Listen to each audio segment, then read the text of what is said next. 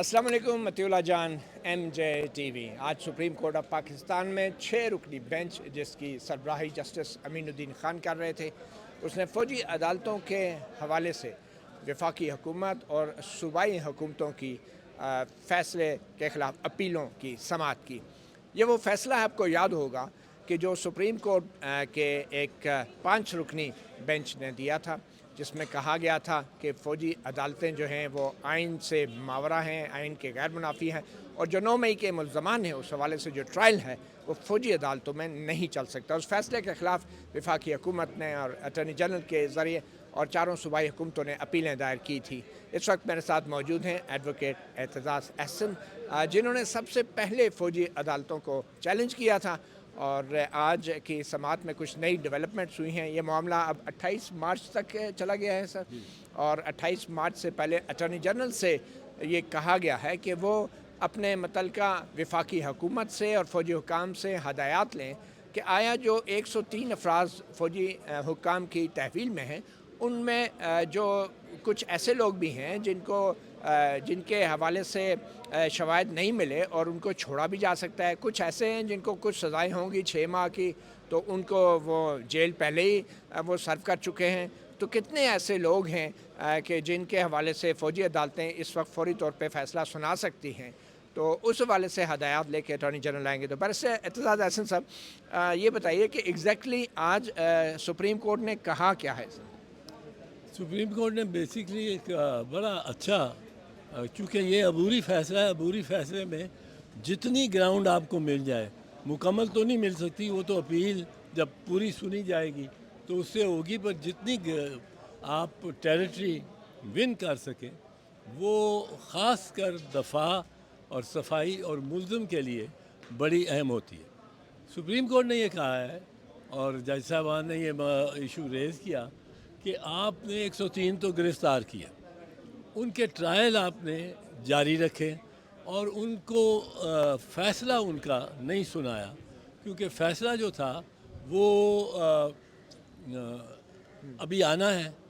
अब फ़ैसले में आप किसी को ज़्यादा सज़ा देंगे, 14 साल हो सकती है, किसी को आप 10 साल देंगे।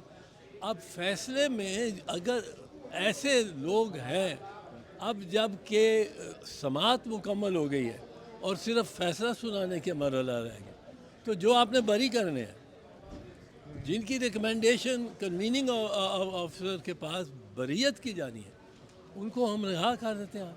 वो तो अब इलीगल डिटेंशन में हो गया और वो रुके हुए सिर्फ इसलिए हैं आपके हमारे फ़ैसले की इंतज़ार में। और जिनको शॉर्ट सेंटेंसेस भी होने, उनको भी सेक्शन 322B वो सेक्शन है कि ड्यूरिंग ट्रायल जितनी सज़ा कोई काट लेता है, जेल में रहता है, वो मिनहा हो जाती है उसकी फ़ाइनल सज़ा। तो वो भी हम देख लेते हैं कि कितने मिनहा हो जाते हैं, तो उनको हम रिलीज़ करते हैं। बाकियों की हम फैसला करते हैं कि उनका ट्रायल दुरुस्त है कि नहीं, और वो हमारे हैं। तो इसका मतलब है जो सुप्रीम कोर्ट ने स्टे ऑर्डर दिया था फ़ौजी अदालतों को कि वो कोई फ़ैसला नहीं सुना सकते, उस स्टे ऑर्डर में आप तब्दीली चाह रहे हैं? उसमें तरमीम कर दी है सुप्रीम कोर्ट ने। अच्छा, कर उसने दिया। कर दी है। आज के हुक्म में? आज के हुक्म में उन्होंने ये फरमा दिया है। उन्होंने तो सिर्फ तफसीलात नहीं मांगी अटॉर्नी जनरल से कि इंस्ट्रक्शन लेके आए। तफसीलात मांगी हैं कि किन के एक्विटल्स हैं, किन के शॉर्ट सेंटेंसेस हैं, ताकि वो उनको रिलीफ दे सके। इसका मतलब आपने ये तस्लीम कर लिया कि फ़ौजी अदालतें फ़ैसले दे सकती हैं? नहीं, हमने तस्लीम यही तो बड़ी इसमें मुनासिब बात है कि हमारी जानिब से कोई इसका नहीं है, हमने कोई इसमें कोई लचक नहीं दिखाई और कोई अपने मौक़िफ़ से 1 इंच नहीं हटे कि फ़ौजी अदालतें सिविलियंस का ट्रायल नहीं कर सकती। अब होगा क्या, जो तो उनकी अपनी रिकमेंडेशन पे बरी हो रहे हैं, या जिनके बारे में इन्होंने 2 साल की 3 साल की महज सज़ा सुनाने का इरादा किया हुआ है, क्योंकि एविडेंस मुकम्मल हो गया। अब इरादा क्या है और रिकमेंडेशन क्या है, वही सिर्फ होना है। ان کو بھی ریلیف مل جائے گی جن کو 2-3 سال کی سزا. تیسرا وہ جن کو زیادہ سزا دینی ہے ان کے مطلب فرض کرو کسی کی انہوں نے ریکمینڈ کرنی ہے کہ 10 سال اس کو سزا ہو, اس کا ہمارے تمام اعتراضات اس کی سزا پہ محفوظ ہیں اور اس پہ سپریم کورٹ بحث سنے گی. آپ صرف اس حد تک آپ کہہ رہے ہیں کہ فوجی عدالت فیصلہ سنا سکتی ہے کہ جس میں وہ بندوں کو رہا کرنا ہو یا جن کی سزا جو ہے ریمٹ ہو جائیں, 6 مہینے وہ پہلے کاٹ چکے ہیں, مگر جہاں پہ زیادہ سخت سزا یا سال سے زیادہ کی سزا ہو یا سزائے موت ہو, آپ کہتے ہیں وہ سزا نہیں سنا سکتی. تو اس میں تو دائرہ کار تو آپ نے تسلیم کر لیا نا اینی وے. نہیں ہم نے نہیں کیا. یہ کس نے کیا, کہاں سے آئی یہ تجویز؟ یہ ہم نے بالکل نہیں کیا. ہم نے یہ کہا ہے کہ جن کی آپ اگر سزا دیتے ہیں اور وہ فرض کیجیے 2 سال ہو یا سال لے لیں, سال وہ کاٹ چکا ہے, اب اس کو سزا دیں گے تو وہ اضافی ہو جائے گی. مطلب وہ بھی فیصلے کے ذریعے یہ باہر آئے گا نا. فیصلے کے ذریعے نہیں, یہ تو خود وہ جج صاحب نے جیسا کہا یہ تو وہ انلیگل ڈیٹینشن ہو گئی. اچھا, جب آپ نے سزا اس کو 6 مہینے دینی ہے اور وہ 12 مہینے آپ کے پاس کاٹ چکا ہے تو وہ تو اضافی ہے. یہ ایک چھان بین کر کے ان کو کیسز کو علیحدہ کیا جا رہا ہے جو کاٹ چکے ہیں, لیکن جن کو سزا ہونی ہے اور اس سے زیادہ ہونی ہے ان کے بارے میں کوئی 1 انچ بھی واپس نہیں ہٹا. بہرحال اب یہ جن لوگوں کو ریلیف ملے گا وہ بھی فوجی عدالتوں کے فیصلوں سے ہی ملے گا. ارے بھائی یہ ریلیف جو ملے گا, ریلیف تو ملا ہوا ہے سپریم کورٹ کے فیصلے سے. اس طرح بھی آپ سپریم کورٹ سے نہ کریں, سپریم کورٹ کے فیصلے سے ملا ہوا ہے. 5 ججوں نے جو فیصلہ کیا ہے انہوں نے تو سارا ہی ان عدالتوں کو سویلین کے ٹرائل کے لیے کالعدم قرار دیا ہے اور وہی ہماری پوزیشن ہے. اس میں ہماری کوئی پوزیشن ویسے نہیں. تجویز آئی کہاں سے تھی؟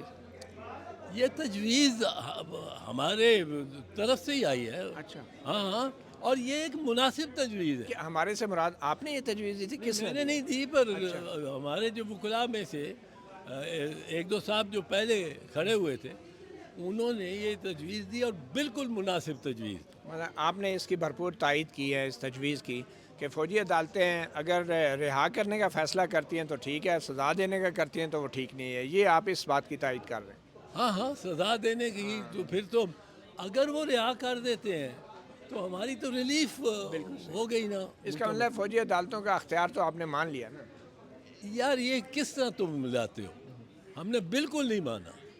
یہ اب میں پھر دہراؤں گا, تم نہیں, یہ اس کا ایک طریقہ ہے کہ انسسٹ کرنا. میں نے کیا کہا ہے 3 مرتبہ کہا ہے کہ ہم نے فوجی عدالتوں کے اختیار کو سویلین کے کیسز میں نہیں مانا. اگر وہ سویلین اس سے سزا جس کو ملنی ہے اس سے زیادہ وہ مطلب وہ 6 مہینے کی سزا دے سکتے ہیں, سال کی نہیں دے سکتے, آپ یہ کہہ رہے ہیں؟ نہیں وہ ہم کسی ایک کے بارے میں, یہ انٹرم ریلیف ہے, کسی ایک کے بارے میں ہم نہیں مانتے.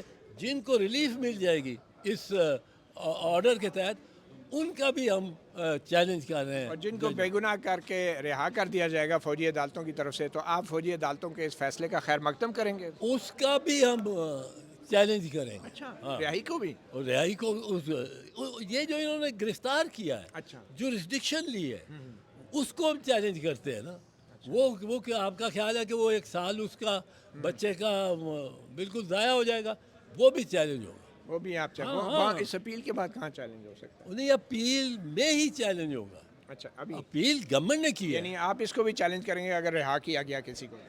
بالکل کریں گے. اچھا, کیونکہ گورنمنٹ یہ ایگزیکٹو رہائی نہیں ہے. ہم کہتے ہیں کہ جوڈیشل طور پہ یہ ان کو اختیار ہی نہیں ہے. اور اگر آپ چیلنج کریں گے تو انہیں دوبارہ جیل بھیج دیں گے, پھر کیا ہوگا؟ وہ نہیں بھیج سکتے یار, اکویٹل ہو جائے تو نہیں بھیج سکتے. آپ اس میں فکر آپ ایکویٹل کو چیلنج نہیں کریں گے؟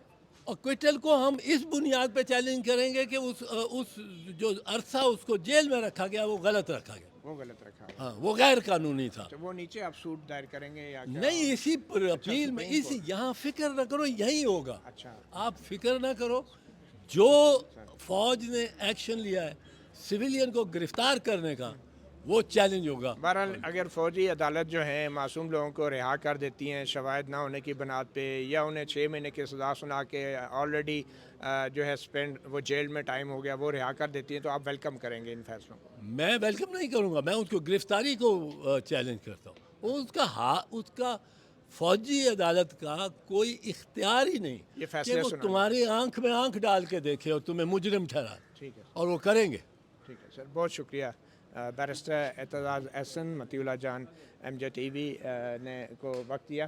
ہمارے پاس خیبر پختونخوا سے بھی جو ہیں advocate general additional advocate general موجود ہیں، اور آپ کے پریڈیسیسر بھی ادھر ہی تھے کہیں. آج بڑی خبر یہ ہے کہ خیبر پختونخوا کے نئے وزیر اعلیٰ ہیں علی امین گنڈاپور. انہوں نے آتے ساتھ ہی جو خیبر پختونخوا کی طرف سے اپیلیں دائر کی گئی تھی فوجی عدالتوں سے متعلق جو فیصلہ تھا اس کے خلاف، کیونکہ فوجی عدالتوں کو غیر آئینی قرار دے دیا تھا سپریم کورٹ نے، تو اس کے خلاف جب حکومت پی ڈی ایم کی تھی تو چاروں صوبوں نے اور وفاق نے اپیلیں دائر کی تھی کہ فوجی عدالتیں غیر آئینی نہیں ہو سکتی بشمول سندھ کے. تو اس میں سے جب علی امین گنڈاپور اب وزیر اعلیٰ بنے تو انہوں نے آتے ہی پہلا کام یہ کیا کہ انہوں نے یہ کہا کہ فوجی عدالتیں کو جو سپریم کورٹ نے غیر آئینی قرار دیا تھا وہ بالکل درست تھا، اور خیبر پختونخوا جو ہے جو فوجی عدالتوں کو غیر آئینی قرار دینے کے سپریم کورٹ کے فیصلے کے خلاف جو اپیل تھی وہ واپس لے رہے. تو اس میں ہمارے ساتھ موجود ہیں ایڈیشنل ایڈوکیٹ جنرل صاحب. سر آپ اپنا پورا نام بول دیں. Syed Kausar Ali Shah advocate, supreme court A G supreme court. Additional advocate general Khyber Pakhtunkhwa Syed for supreme court additional advocate general Syed Kausar Ali Shah. Kausar Ali Shah صاحب، آج آپ نے ایک خط پروڈیوس کیا سپریم کورٹ میں، اس میں کیا تھا؟ ایکچولی میں آپ کی ایک بات سے بالکل اتفاق نہیں کرتا ہوں جو آپ فرما رہے ہیں کہ علی امین گنڈاپور نے کہا کہ بھائی یہ ان کی حکومت تو ہے نا کہ نہیں مانتے. میری پوری بات سن لیں پلیز.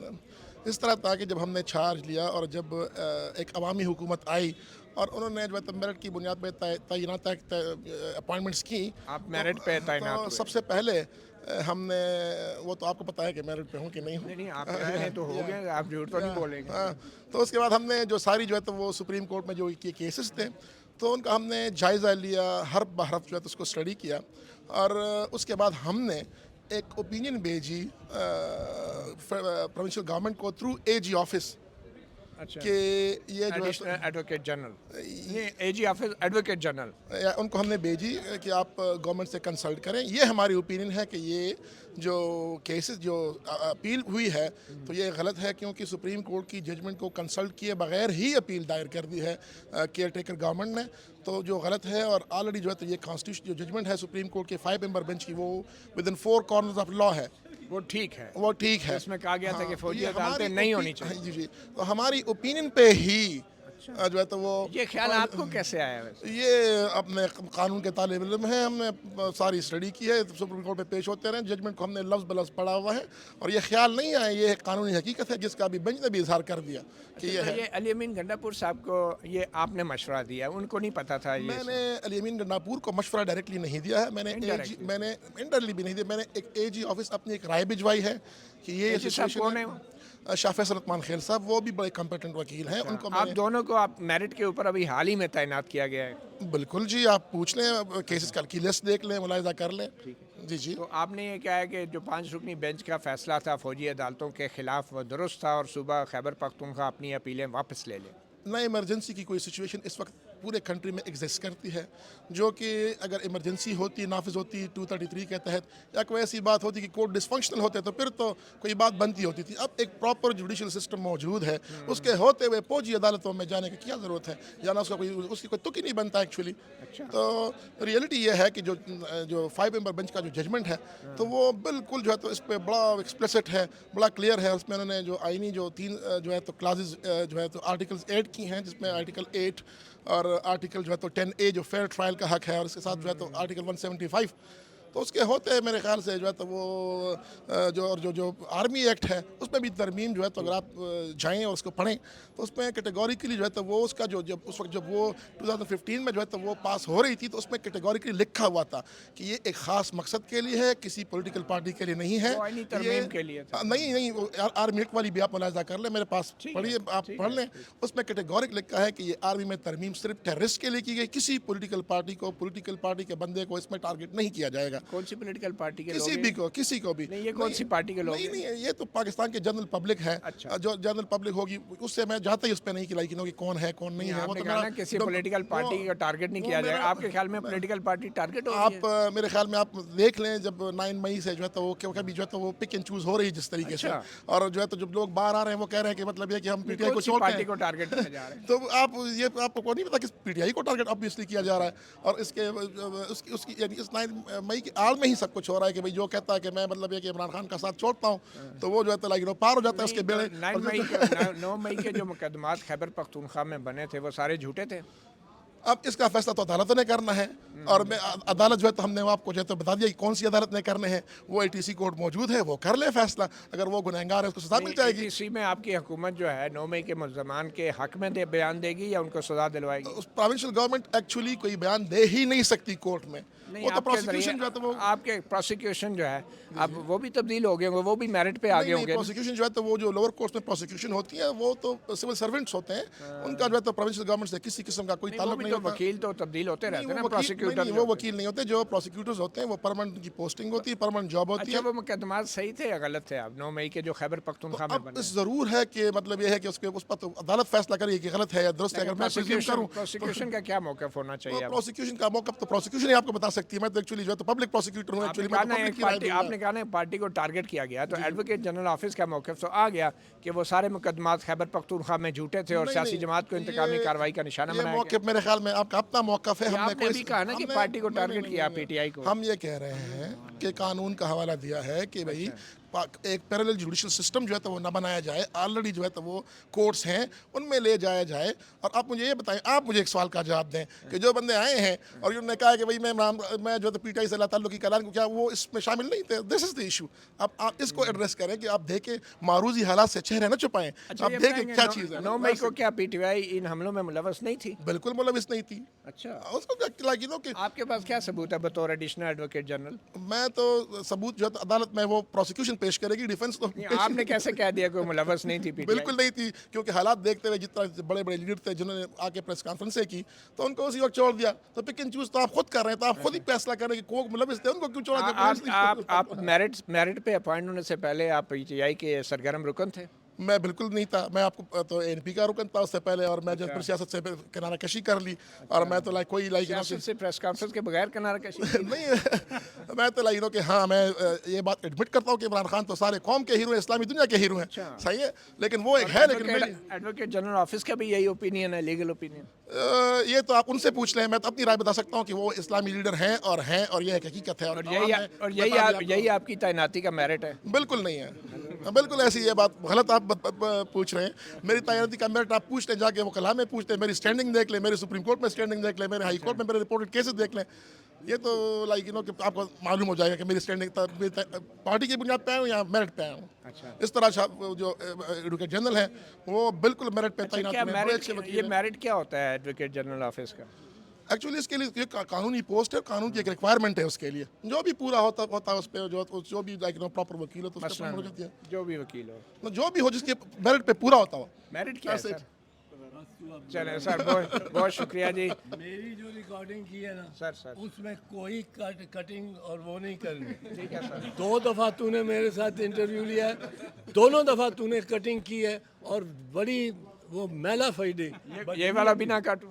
نہیں, یہ بھی نہ کاٹو, یہ بھی چلاؤ. 2 دفعہ تم نے کی ہے پہلے, اور میں نے تمہیں آج تیسری دفعہ اعتماد کیا. یہ میں چلا رہا ہوں. نہیں, یہ بھی چلاؤ, وہ بھی انشاءاللہ سارا چلا رہا ہوں. فوجی عدالتوں کے فیصلوں کو آپ رہائی کی حد تک مانتے ہیں, سزا کی حد تک نہیں؟ ہم نہیں مانتے فوجی عدالتوں کے فیصلوں کو کسی طور بھی. ہاں, بہت شکریہ جی, بہت شکریہ. آپ نے سنا متی اللہ جان. ایم جے ٹی وی پہ بڑی اہم خبر. اب 28 مارچ کو دوبارہ یہ سماعت ہوگی فوجی عدالتوں کے حوالے سے. खैबर पख्तूनख्वा का सूबा जो है वो पीछे हट गया है।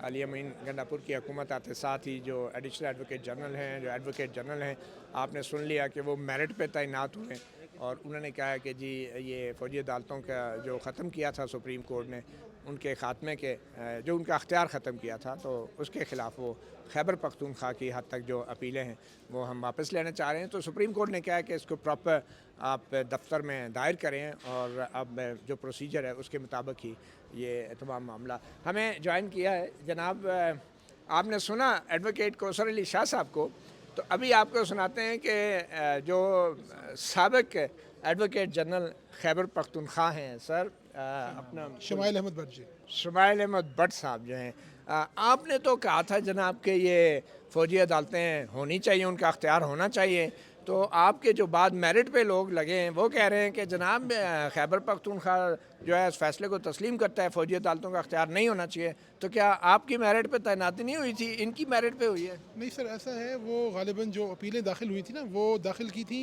मुझसे बाद में आने वाले जो निगरान एडवोकेट जनरल थे, उनका नाम था आमिर जावेद।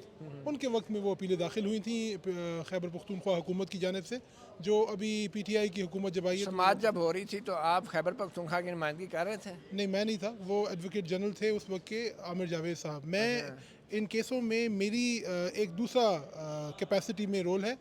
ये जो शोहदा फाउंडेशन वाला केस है, मैं उसमें वकील हूँ। अच्छा, तो आप ये कह रहे हैं कि ये अदालतें होनी चाहिए थी, आप भी यही बात कर रहे हैं ना बेसिकली? जी, मेरा ये हमारा जो एपेलेंट है उसका ख्याल ये है कि ये जो दोनों प्रोविजंस हैं जिनको सुप्रीम कोर्ट के 5 रुकनी बेंच ने ख़त्म किया है, वो नहीं ख़त्म करना चाहिए था उन प्रोविजंस को। और ऐसी सूरत अहवाल हो सकती हैं, ऐसी सिचुएशंस बन सकती हैं जिसमें कुछ बड़े मखसूस केसों में सिविलियंस को मिलिट्री कोर्ट्स ट्राई कर सकते हैं। ठीक है, तो आप ये कह रहे हैं कि ये जो सिविलियन अदालतें हैं ये इस काबिल नहीं है कि इस तरह के वाक़यात के ऊपर समाअत करें और सज़ाएँ दें या फैसले सुनें? नहीं, ऐसी बात नहीं है, मेरा ये ख्याल है वो भी बिल्कुल काबिल हैं। तो ये काबिलियत के बीच में जो एक फ़ाइन लाइन है ये क्या है? मैं गुजारिश करता हूँ, देखिए ऐसा है कि बहुत सारे हमारे जो हमारी जूरिस्प्रूडेंस है उसमें बहुत सारे ऐसे मैं आपको बताऊँ ऐसे इंस्टेंसेस हैं जहाँ पे एक से ज़्यादा अदालतें डुअल जुरिस्डिक्शन की हामिल होती हैं। जैसे मिसाल मैं आपको दूँ, बहुत सारे केसेस में सुप्रीम कोर्ट ने ये होल्ड किया कि ये मैटर मुख्तलिफ हाई कोर्ट में से कोई भी हाई कोर्ट उठा सकता है, तो उसमें किसी एक की काबिलियत या किसी एक का नाकाबिल होना शर्त नहीं है।